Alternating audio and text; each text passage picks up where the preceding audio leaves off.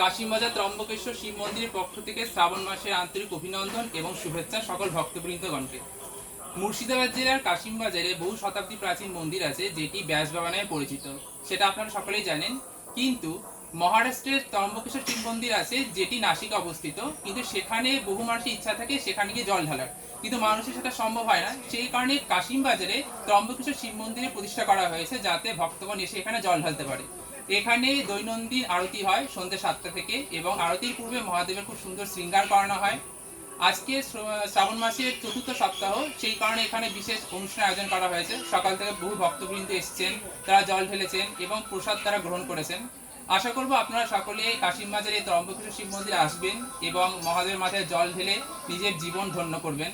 আরেকটা কথা বলি, এই ত্রম্বকেশ্বর মন্দির প্রতিষ্ঠার পেছনে মূল কারণ হলো ত্রম্বকেশ্বর হচ্ছে 3টি দেবতা এখানে অবস্থান করেন। একজন হচ্ছে ব্রহ্মা, বিষ্ণু, মহেশ।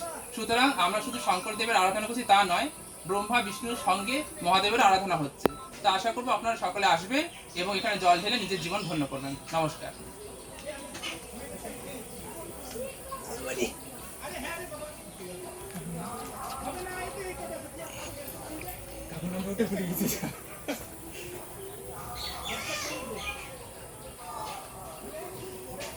কাউকে অ্যাড করে দেবে, কাউকে এডিট করে তো নিচে নেয়।